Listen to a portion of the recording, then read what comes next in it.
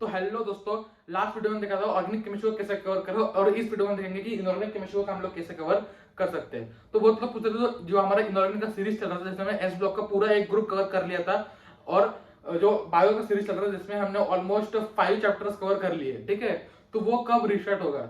तो रिजल्ट के चक्कर में थोड़ा सा मतलब जो है हेक्टिक हो रहा है, तो इसलिए बड़े वीडियोस बनाने में जो एकदम वो वीडियोस बड़े होते थे यहाँ जिसमें 1 से 2 घंटे मुझे वीडियो बनाने में, बाकी सब करने में 4 से 5 घंटे लगते थे, उतना टाइम नहीं मिल पा रहा है। तो मैं ये शॉर्ट वीडियोस बना रहा हूँ जिससे बाकी लोगों को भी हेल्प मिले, सबको हेल्प मिले और फिर हम लोग वो जो है कंट्रोल कर लेंगे।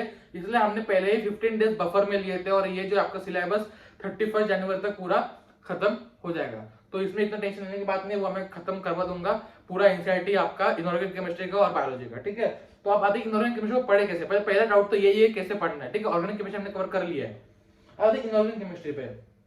तो पहली बात कि इसलिए इनऑर्गेनिक केमिस्ट्री में लगभग आपके 40% आपका वेटेज रख रहा है इनऑर्गेनिक केमिस्ट्री, जिसमें आपके लगभग 16 क्वेश्चन, आपके 17 क्वेश्चन बन रहे हैं इनऑर्गेनिक केमिस्ट्री के, ठीक है, लगभग, ठीक है। तो अगर आपको ये क्वेश्चंस करने हैं तो आपको पूरा का पूरा एनसीईआरटी ऑन द टिप्स होना चाहिए, पहली बात, ठीक है। कई बाहर से पढ़ने की जरूरत नहीं, जब से एनटीए आया, एनटीए ने जो अपना लेवल था वो नीचे कर दिया एग्जामिनेशन का। मतलब पहले भी एनसीईआरटी बेस्ड ही आता था लेकिन जो क्वेश्चन का लेवल था वो थोड़ा ऑन द अपर साइड था, लेकिन अब जो है ऑन द लोअर साइड है। आपका सुपरफिशियल नॉलेज से भी आप अच्छा स्कोर कर लोगे, तो आपको स्मार्ट वर्क ज्यादा करना है हार्ड वर्क से, ठीक है। हार्ड वर्क करना ही है लेकिन स्मार्ट वर्क भी करना है कि हाँ ये टॉपिक मेरे लिए इंपॉर्टेंट है, फोकस करो। तो उसके लिए आपको कोई ना कोई जो है गाइड करना चाहिए कि हाँ ये टॉपिक इंपॉर्टेंट है, इसमें आपको ज्यादा फोकस करना है, ये इतना रेलेवेंट नहीं है एग्जामिनेशन पॉइंट ऑफ व्यू से, तो आपको वो नहीं करना है। तो आपको ऐसे सारे टॉपिक्स ढूंढ के आपको पढ़ना पड़ेगा। तो आते हुए कि हम लोग एनसीईआरटी को कैसा पढ़े, ठीक है। आपके पास 4 एनसीईआरटी है, तो आपको फर्स्ट, अगर आप ड्रॉपर हो या अगर आप फर्स्ट टाइम भी दे रहे हो लेकिन आपका इनऑर्गेनिक केमिस्ट्री में कुछ प्रिपरेशन नहीं है, अगर आपका इनऑर्गेनिक केमिस्ट्री में कुछ प्रिपरेशन नहीं है तो मैं रेफर करूंगा कि आप जो है एनसीईआरटी से स्टार्ट करो, पीरियोडिक टेबल से। किससे? पीरियोडिक टेबल से आपको स्टार्ट करना है। पीरियोडिक टेबल में आपको पूरा का पूरा एनसीईआरटी गो थ्रू करना है, सारे पॉइंट, सारी चीजें आपको अंडरलाइन करके देखो। एनसीईआरटी पढ़ो पीरियोडिक टेबल के लिए, पहली बात, ठीक है। मैंने भी एनसीईआरटी पढ़ा, फिर मैंने लेक्चर्स अटेंड किए। अगर अभी ऑफलाइन कुछ चालू है नहीं, सब ऑनलाइन ही है, तो ऑनलाइन जो आप लेक्चर्स कर रहे हो उसे आप कीजिए, ठीक है। जो आप अगर यूट्यूब से पढ़ रहे हो, अनअकैडमी से पढ़ रहे हो, वेदांत से पढ़ रहे हो, कहीं से भी अगर आप पढ़ रहे हो तो वो आप पूरा कवर कीजिए पहले, ठीक है। उसके नोट्स बनाइए, उसको लिख लिख के सारी चीजें, ट्रेंड्स को लिखिए, अलग अलग पेन से लिखिए, ठीक है। मेरे साथ ये प्रॉब्लम हुआ नहीं कि मुझे मतलब ट्रेंड्स याद करने में या समझने में तकलीफ हुई, लेकिन मैं देखा कि बहुत स्टूडेंट्स थे मेरे क्लास में जिनके साथ प्रॉब्लम होता था कि वो ट्रेंड्स याद नहीं कर पाते थे कि यहाँ से वहां क्या घटता है, यहाँ से नीचे से ऊपर क्या, ऊपर से नीचे क्या घटता है, क्या बढ़ता है, साइज का क्या ट्रेंड है, इलेक्ट्रोनेगेटिविटी का क्या ट्रेंड है। तो वो आप, मैं देखता था वो लोग जो है एक पेन से, अलग अलग पेन से एक पीरियोडिक टेबल में सारी चीजें लिख लेते थे। तो उनसे भी कहीं ना कहीं कुछ सीखने को मिला कि हाँ कैसे हम लोग पीरियोडिक टेबल में ट्रेंड्स को याद रखें। तो आप ये टेक्निक अपना सकते हैं अगर आपको प्रॉब्लम आ रहा है तो। सबके लिए अलग अलग होता है, किसी को ऑर्गेनिक में प्रॉब्लम आता है, किसी को इनऑर्गेनिक में आता है। तो आपको अगर प्रॉब्लम है, जेन्युइन प्रॉब्लम है, तो आप ये लिख लीजिए क्योंकि टाइम आपका वेस्ट भी नहीं होना चाहिए। अगर ये टाइम आप जो दे रहे हो ये एकदम यूटिलाइज होगा आपका, ठीक है। तो आप इसे लिख लीजिए, सारे ट्रेंड्स को आप ढंग से बना के, क्योंकि ये आपका लास्ट तक आपका हेल्प करेगा। तो पीरियोडिक टेबल पढ़ने के बाद लगभग 2 से 3 क्वेश्चन डायरेक्टली वहां से उठ के आ जाएंगे। सेकंड चीज जो आपको करनी है वो है केमिकल बॉन्डिंग। केमिकल बॉन्डिंग में क्या होता है, लगभग जो इनऑर्गेनिक केमिस्ट्री है पूरा केमिकल बॉन्डिंग के आसपास बसी हुई है, ठीक है। जो आपका केमिकल बॉन्डिंग है वो आपका हब है, ठीक है। और जो स्पोक्स निकले हुए सारे सारे SP, D, F, ठीक है, ये सारे जो है अलग अलग उसके ब्रांचेस है, ठीक है। मतलब केमिकल बॉन्डिंग अगर समझ में आ गया, बॉन्ड बनाना कैसे आता है, क्या होता है, ठीक है, अगर वो समझ में आ गया तो आपको सारी चीजें समझ में आ जाएगी। कैसे आपको बॉन्ड ऑर्डर कैलकुलेट करना है, बॉन्ड एनर्जी कैलकुलेट करना है। अगर आपको तुरंत से बोल दिया जाए कि N2 का बॉन्ड ऑर्डर बताइए, आपके मन में स्ट्राइक होना चाहिए तुरंत से 3, उसके लिए टाइम लगना ही नहीं चाहिए, ठीक है। वो आपको तुरंत से दिमाग में सेट होना चाहिए कि बॉन्ड ऑर्डर क्या होता है, डेफिनेशन, कंसेप्ट और आपका ट्रिक, ठीक है। कई आपको इनऑर्गेनिक में कई जगह आपको 3 चीजें याद रखनी है। क्या? आपका कंसेप्ट क्या है, ठीक है, आपकी ट्रिक क्या है उस चीज के बारे में, ठीक है, और उसका अप्रोच क्या है क्वेश्चन सॉल्व करने का। मतलब आपको पता है कंसेप्ट तो ये है, ठीक है। बच्चों का प्रॉब्लम क्या होता है, पता है कंसेप्ट ये है लेकिन उसकी ट्रिक पता नहीं होती, टाइम लग जाता है, ये एक पहला प्रॉब्लम। सेकंड, कंसेप्ट पता है, ट्रिक पता है, अप्लाई कैसे करना है पता नहीं, ठीक है। थर्ड प्रॉब्लम सबसे खतरनाक होती है, कंसेप्ट पता नहीं है, सिर्फ ट्रिक से लगे जा रहे हैं।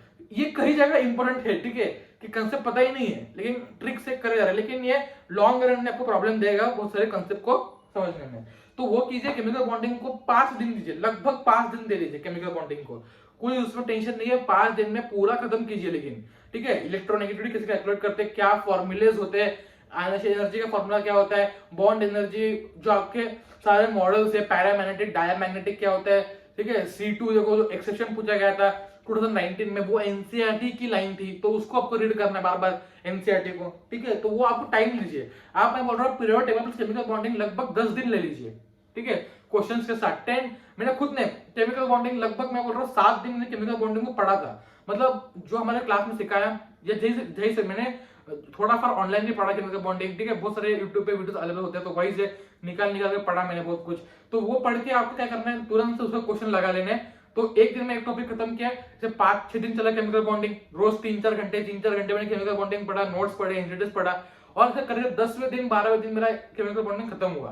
तो वो टाइम आपको देना पड़ेगा केमिकल बॉन्डिंग के लिए, और वो वर्थ होता है टाइम, ठीक है। 15 दिन दीजिए पीरियड टर्म केमिकल बॉन्डिंग, लेकिन उसको खत्म कीजिए पूरा ढंग से, ठीक है। फिर आते हैं आपके एस ब्लॉक पी ब्लॉक पे, आपको रेडॉक्स रिएक्शन करना है, रेडॉक्स रिएक्शन करना है, ठीक है। हाइड्रोजन चैप्टर को आपके पास 2 ऑप्शन है, हाइड्रोजन को एक बार आप अपने जो आप मटेरियल फॉलो कर रहे हो आप अपने टीचर से सीख लीजिए, ठीक है। अगर आपने कभी पढ़ा ही नहीं है हाइड्रोजन, उसके नोट्स बार पढ़िए, और एनसीईआरटी आप लास्ट में पढ़ सकते हो हाइड्रोजन के लिए, ठीक है। मैं लास्ट में एनसीईआरटी पढ़ी थी हाइड्रोजन की। सेकंड ऑप्शन जो आपके पास है कि अगर आपने पहले कहीं पढ़ रखा है, ड्रॉप ईयर है आपका, तो आप एनसीईआरटी को सीधा पढ़िए डायरेक्टली, और जो आपके सिखा रहे हो वो सीखिए मत, क्योंकि उसमें इतना कुछ है नहीं, ठीक है। उसका एस ब्लॉक एलिमेंट पे आते हैं। एस ब्लॉक एलिमेंट में आपको ग्रुप 1 तो हमने कवर कर दिया है, ग्रुप 2 हम कवर करेंगे, तो इसमें आपको पूरे के पूरे एनसीईआरटी कवर करनी है, ठीक है। हर एक यूज से लेके हर एक टेबल, इन टेक्स्ट क्वेश्चन भी। अब पी ब्लॉक एलिमेंट पे आते हैं, मैं दिखाऊंगा आपको। पी ब्लॉक एलिमेंट में हमारा पेज नंबर 307 है इस एनसीईआरटी में, ठीक है।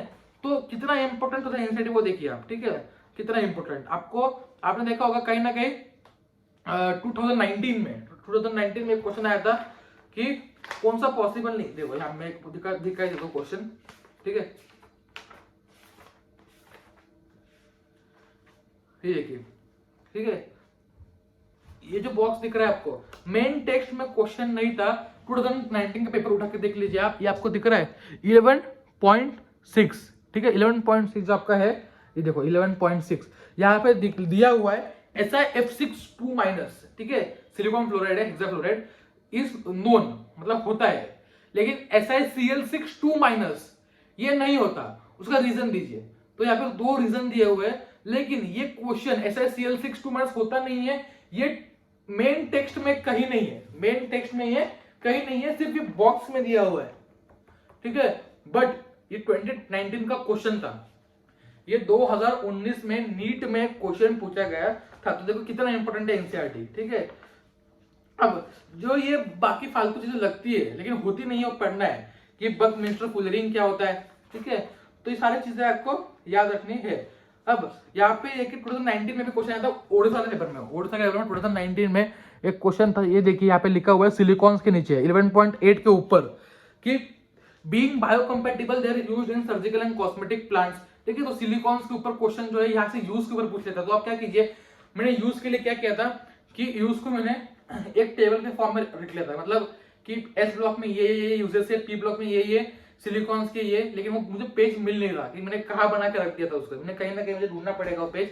आप बना सकते हो कि आपको सारे यूजेस एक जगह लिख के रखने होंगे।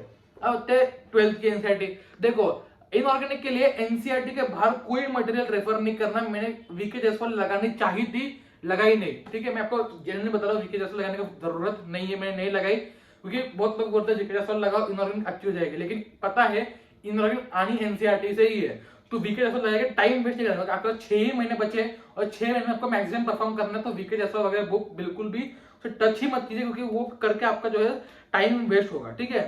फिर आते हैं आपको सारी चीजें पढ़नी है 12th के इससे, लेकिन आपको देखो आपका जो पी ब्लॉक है उसे एकदम गौर से पढ़िए। जो पी ब्लॉक होता है, ठीक है, यह पी ब्लॉक है, इसको देखो, इसमें कुछ सारे ट्रेंड्स को अंडरलाइन करना है आपको, ठीक है। जो एक्सेप्शंस होते हैं देखो मैंने हाईलाइट कर रखा है, और केमिस्ट्री एनसीईआरटी भरिए मत।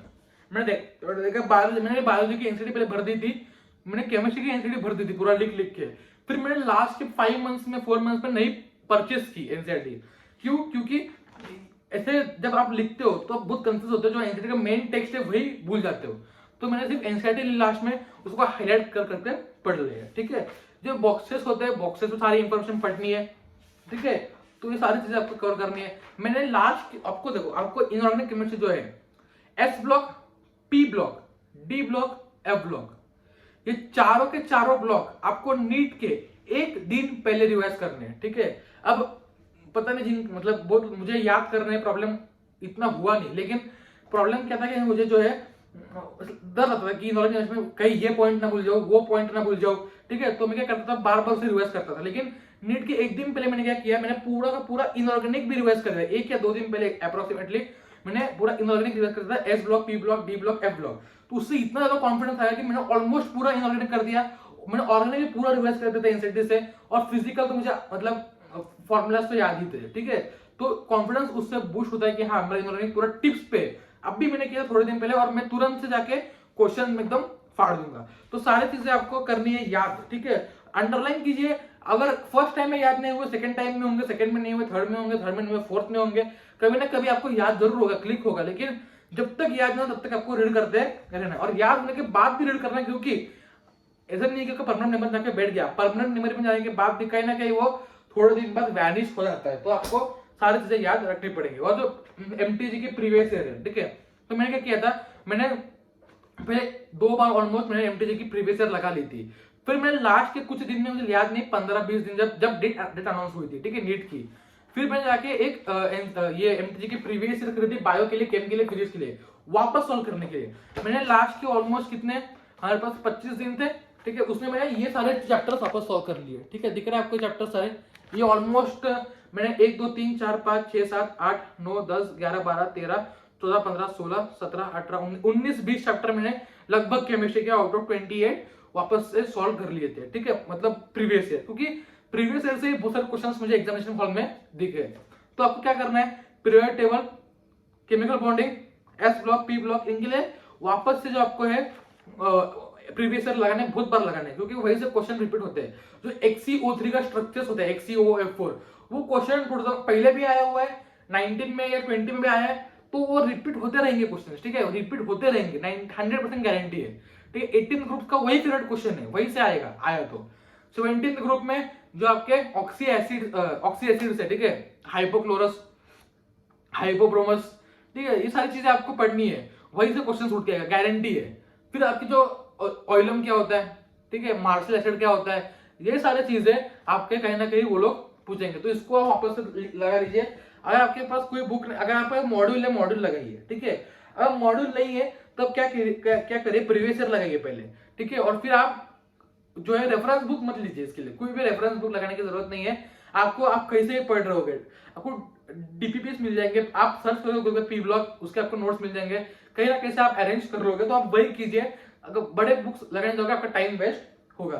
तो इन बुक्स को कीजिए, इतना काफी है। और जेई मेंस का एक ऐप आता है, मैं भूल गया नाम, जेई मेंस आप सर्च करोगे, प्ले स्टोर पे मिल जाएगा, उसमें जेई मेंस के क्वेश्चन होते हैं, वो आप कर लीजिए इनऑर्गेनिक के लिए, क्योंकि वो कहीं ना कहीं हेल्पफुल होते हैं लॉन्ग रन में, अगर आपको अच्छा स्कोर करना है। तो अगर वो टाइम में तो वो कर लीजिए, बस इतना इनऑर्गेनिक में से करने की जरूरत नहीं है, मैंने भी नहीं किया था। इनऑर्गेनिक जो है इससे ही आपका ऑलमोस्ट कवर हो जाएगा। ठीक है, तो ये आप कीजिए। अगले वीडियो में मिलते हैं फिजिकल केमिस्ट्री के लिए, और जो हमारे बाकी वीडियोस थे वो हम अगले वीक से, मंडे से कंटिन्यू कर लेंगे। तो चलिए दोस्तों, बाय बाय।